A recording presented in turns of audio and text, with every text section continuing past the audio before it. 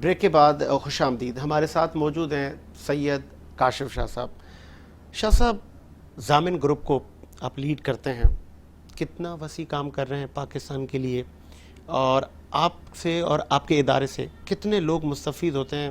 مطلب بہت سارے ایسے گروپ ہیں کہ جو مطلب بہت ساری امپلائمنٹ کرتے ہیں، اوور آل اس ملک کا فائدہ ہے. آپ کتنے وسیع ہیں؟ دیکھیے، وسعت کا اندازہ تو اس بات سے میں نہیں لگا سکتا کہ لوگ میرے پاس کتنے کام کر رہے ہیں. ہاں، میری خوشیوں کی وسعت تب ہوتی ہے جب مجھے میرا ڈپارٹمنٹ یہ بتاتا ہے کہ آج میرے تھرو ڈائریکٹلی 100 خاندان چل رہے ہیں، اور خواہش یہ ہے کہ یہ 100 خاندان کئی 100 خاندان میں تبدیل ہو جائیں، اور مجھے اللہ پاک اس کام کے لیے اگر استعمال کر پائے، کیونکہ میری طاقت، میری حیثیت، میری ہمت نہیں، یہ رب کا ہی کرم ہے کہ وہ سینکڑوں گھر اگر میرے تھرو چلتے ہیں تو میرے لیے اس سے بڑی رتبے کی، اس سے بڑی وسعت کی اور کوئی بات نہ ہو. چلیں آگے بڑھتے ہیں. بہت سارے ایک شکایت اور ایک عوام میں ایک تاثر، آپ تو اس سے زیادہ واقف ہوں گے، کہ جی ہم نے گھر بک ضرور کرواتے ہیں لیکن جو پرٹیکولر ٹائم بتایا جاتا ہے ہمیں اس پہ نہیں مل پاتا. پھر ہم روز تمام بلڈرز حضرات کے پاس جاتے رہتے ہیں، ہمیں ٹائم پہ ٹائم ملا جاتا ہے. اس کا کوئی حل، یا مطلب جو آپ کا ڈائریکٹ کلائنٹ ہے اس کے لیے کوئی پالیسی، کوئی اسٹریٹجی تو بنائی ہوگی؟ کیونکہ اچھے لوگ اور مطلب یہ معاشرے کا حصہ ہیں، ایسے لوگ بھی ہیں کہ جو مطلب جو عام عوام ہے مطلب وہ سرو کر رہی ہوتی ہے. دیکھیں، یہ جو ایشو ہے یہ جینوئن ہے، اور اس کو 2 لیولز پہ کیٹر کیا جانا چاہیے، اور کیٹر کیا جا رہا ہے. اب یہ 2 لیولز کون سے ہیں؟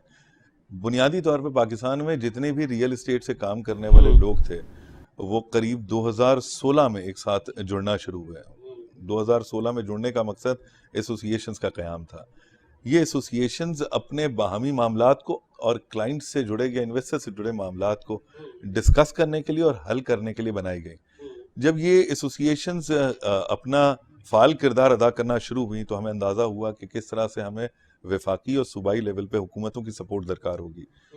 اس لحاظ سے پھر وفاقی اور صوبائی لیول پہ باقاعدہ ان کی مدر ایسوسیشنز قیام پذیر ہوئیں، جس میں سے ایک نام فیڈریشن آف ریئلٹرز پاکستان بھی ہے، جو وفاقی لیول پہ پاکستان میں موجود تمام ریئل اسٹیٹ ایجنٹس کی نمائندگی کر رہی ہے، جن میں ریئل اسٹیٹ ایجنٹس کی بالواسطہ اور بلا واسطہ تعداد تقریباً کوئی 5 لاکھ سے اوپر ہے. پچھلے دنوں اسی فیڈریشن آف ریئلٹرز پاکستان کو باقاعدہ طور پہ جمہوریت کے عمل سے گزارا گیا، الیکشن کے پروسیس سے گزارا گیا. الیکشن کے نتیجے میں بننے والی کابینہ اس وقت الحمدللہ پاکستان کی وفاقی لیول پہ بھی اور صوبائی لیول پہ بھی اپنا بھرپور کردار ادا کرتی نظر آتی ہے، جس میں نیا پاکستان ہاؤسنگ ڈیولپمنٹ اتھارٹی کا تھنک ٹینک جو بنایا گیا اس میں ساری نمائندگی الحمدللہ فیڈریشن آف ریئلٹرز پاکستان کی ہے. اسی طرح سے صوبائی لیول پہ بھی جہاں پہ حکومت سندھ ہو، حکومت پنجاب، بلوچستان اور کے پی ہو، اس میں جتنی بھی مشاورت ریئل اسٹیٹ کے حوالے سے اس وقت کی جا رہی ہے وہ فیڈریشن آف ریئلٹرز پاکستان سے الحمدللہ کی جا رہی ہے. اور یہ سب سے بنیادی طور پہ کاروبار کے لیے سب سے بہترین عمل ہوتا ہے. اچھا، جب یہ سلسلہ چلا تو نیفڈا، نیا Pakistan housing and development authority, انہوں نے کچھ ٹاسک دیے. ان ٹاسک میں باقاعدہ طور پہ کچھ جو ٹرمز آف ریفرنسز تھے اس میں ایک یہ پوائنٹ بھی تھا جس پہ آج کل ہم کام کر رہے ہیں، جس میں پاکستان اور پاکستانی مارکیٹ پہ لوگوں کا اعتبار اور اعتماد کو بڑھانا تھا، جس میں نیچرلی یہ واقعات ضرور دیکھے گئے کہ جس میں بلڈرز نے کہیں پہ اپنی کمٹمنٹس کو آنر نہیں کیا. اب اس کے لیے قانون سازی کی جا رہی ہے، اس کے لیے اس طرح کے قوانین بنائے جا رہے ہیں تاکہ نہ انیشیل لیول پہ کوئی بھی غلط پروجیکٹ یا کوئی بھی غلط پروڈکٹ جو ہے وہ کلائنٹ سے کمیونیکیٹ کیا جا سکے. اور اگر خدا نخواستہ کمیونیکیٹ کر لیا جاتا ہے اور اس میں کوئی انوالومنٹ بن جاتی ہے کسی کلائنٹ کی، تو اس کو کس طرح سے کیٹر کیا جائے.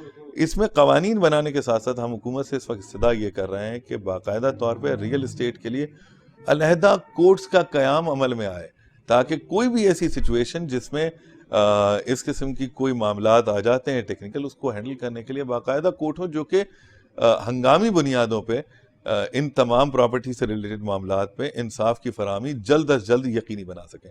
تو سمجھیے نیفڈا کے تھرو یہ تمام وہ چیزیں ہیں جس پہ باقاعدہ طور پہ کام کیا جا رہا ہے، اور ممکنہ طور پہ یہ جو آنے والا بجٹ ہے اس میں آپ اس کے ثمرات دیکھنے کو ملیں گے. اچھا، آپ نے کہا کہ وزیر اعظم صاحب کے جو تھنک ٹینک ہے نیا پاکستان ہاؤسنگ اسکیم، مطلب ایک انقلابی پروجیکٹ ہے. تمام ہی صوبوں میں یہ پروجیکٹ بنے گا، تمام ہی صوبوں کے جو لوگ ہیں وہ مستفید ہوں گے. کچھ بتائیں گے کہاں کہاں پر کیا آئینی مدعا حکومت کا جب پورا ہوگا اس سے پہلے آپ کو یہ بنتا ہوا اور یہ ثمر عوام تک منتقل ہو جائے گا؟ کتنے پر امید ہیں؟ دیکھیں، دو چیزیں ہیں جس کو ہمیں سمجھنے کی ضرورت ہے. ایک تو وہ تمام کام ہے جو کہ گورنمنٹ اپنے تئیں اپنے لیول پہ کر رہی ہے اور اس کی لمیٹیشنز ہیں. جب تک پرائیویٹ پبلک پارٹنرشپ باقاعدہ طور پہ اس میں انٹروڈیوس نہیں کرائی جائے گی، بڑے پیمانے پہ اس چیز کو حاصل کرنا نتائج وہ ممکن نہیں ہوگا. اب گورنمنٹ اپنے طور پہ یہ کام کرنے کے لیے بالکل کوشاں ہے، کر رہی ہے، لیکن اس میں پھر ہمیں سبسیکوینٹلی دیکھنا ہوگا کہ کون کون سے معاملات ہمیں فیس کرنے ہوں گے. جیسے مثال کے طور پہ سندھ میں، پنجاب میں، کے پی میں تمام ڈیولپمنٹ اتھارٹیز ہیں. ان ڈیولپمنٹ اتھارٹیز سے باقاعدہ این او سی کا اجرا ہوتا ہے. یہ این او سی کا اجرا کیے بغیر آپ کسی بھی سائٹ پہ ڈیولپمنٹ کے کام کا آغاز نہیں کر سکتے. ایک سائٹ جس پہ کام کیا جا رہا ہو وہاں پہ 17 سے 18 مختلف این او سیز کی ریکوائرمنٹ ہوتی ہیں، جس میں وفاقی اور صوبائی لیول کی این او سیز ہوتی ہیں. ان میں بہت سارے معاملات، بیوروکریٹک بہت ساری مسائل اور ساری چیزیں آ جاتی ہیں اس کے اندر، جس حوالے سے ہم دونوں لیول سے بات کرتے رہیں، چاہے صوبائی ہو یا وفاقی لیول ہو. اب اس میں چند پولیٹیکل ایشوز بھی آ جائیں گے، بہت ساری ایسی چیزیں ہیں جہاں پہ پولیٹیکل اس طرح کے معاملات آ جاتے ہیں جن سے چیزیں آگے نہیں بڑھ اچھا پاتی. کاشف صاحب، قطع کلامی کے لیے معذرت، جناب. آپ نے بہت اچھا پوائنٹ ریز کیا کہ جو حکومتوں کا جو کردار ہے صوبائی اور وفاقی، ان کے کولیشن کا جو فقدان ہے، تو مطلب جب آپ بیٹھتے ہیں بڑے بڑے جو اجلاس ہوتے ہیں ریگارڈنگ نیا پاکستان یا آگے کے ڈیولپمنٹ کے جو پروجیکٹ آ رہے ہیں، تو آپ اس پوائنٹ کو ریز کرتے ہیں بینگ اے بزنس مین، اور آپ اتنی انڈسٹری جو ہے اس کو آپ آگے فیس کر رہے ہیں، ان کا آپ چہرہ ہیں، تو اس پوائنٹ کو بھی آپ ریز کیا کریں کہ لیٹ سپوز اگر وفاق ایک پروجیکٹ لاتا ہے تو سندھ حکومت کو تحفظات ہو جاتے ہیں.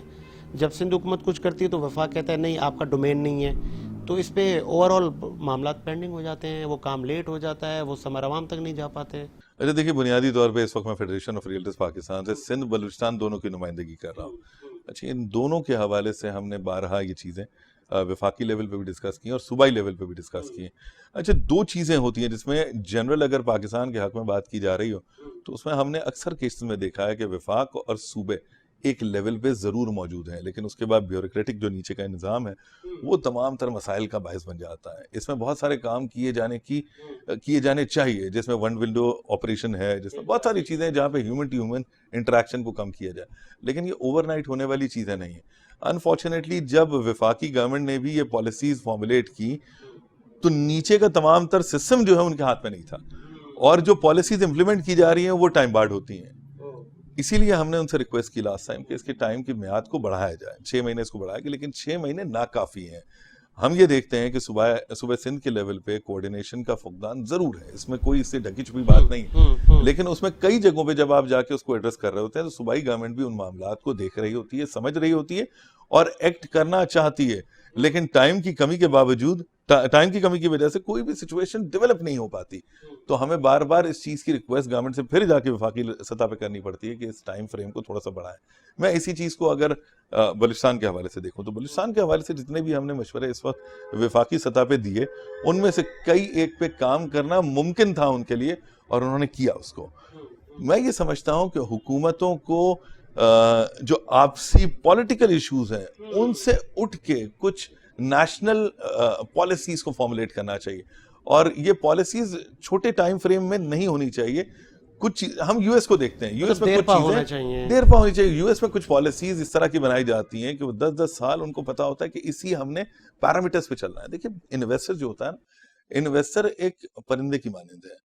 اگر اس پرندے کو وہاں سے کہیں بھی کچھ ایسا ڈر خوف محسوس ہوگا وہ اڑ جائے گا اور واپس نہیں آئے گا.